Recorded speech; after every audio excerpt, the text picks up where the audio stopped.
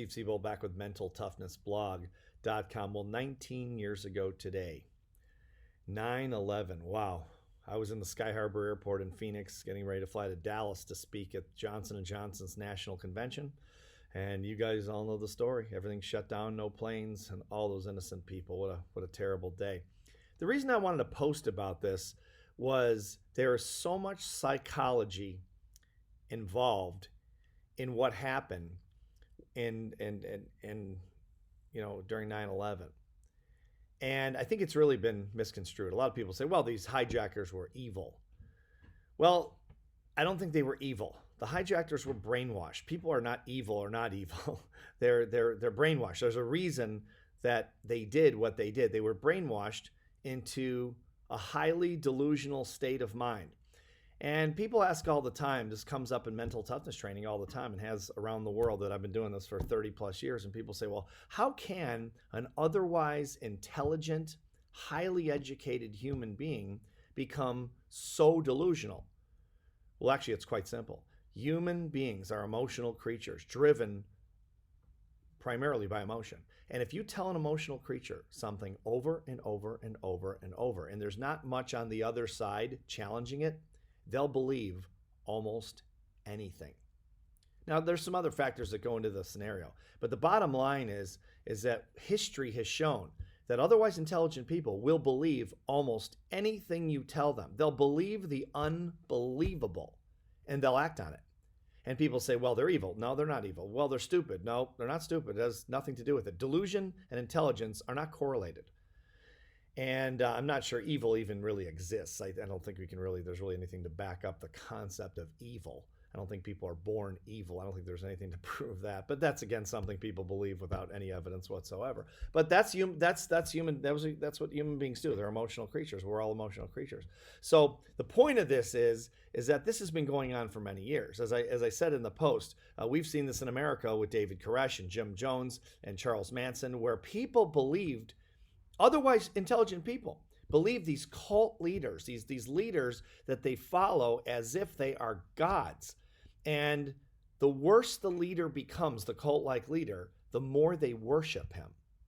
And I say him because it's almost always a man for some reason.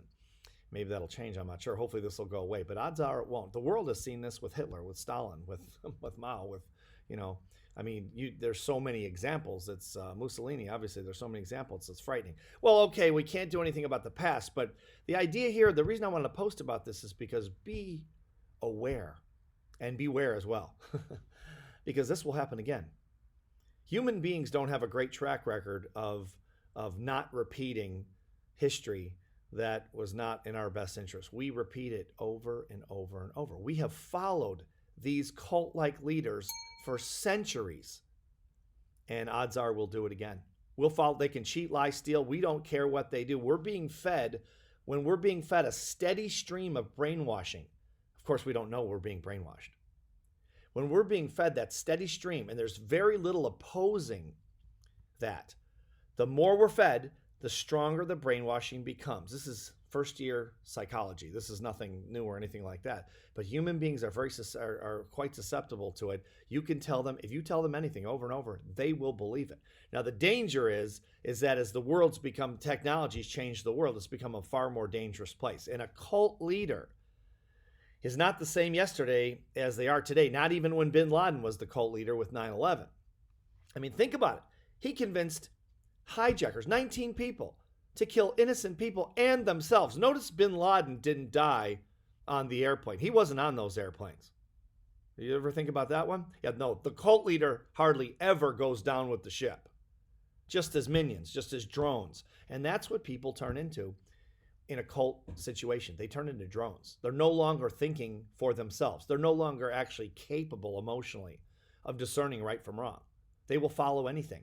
And the worse the leader gets, this is historical, but all you have to do is study some of the people I mentioned if you don't think this is true. The worse the leader gets, the more they lie, the more they cheat, the more they steal, the more they maim, the more they kill, the more they terrorize, the stronger the bond becomes with the follower, the drone, the robot, if you will. They're incapable of empathy. They lose their sense of empathy. It's a very scary thing, especially in a world that's increasingly becoming more dangerous because a cult leader can literally end the world with the right technology and the right amount of power. So my point of the post is just to sort of dissect a little bit on this 19th anniversary of that terrible day that we all remember, and to just give you a heads up to watch out for the next cult-like leader, because odds are the next cult-like leader is going to be far more dangerous than Osama bin Laden. So not a very high note to end on, but something to think about, and I appreciate you watching the blog. I'll look forward to your comments. Thank you.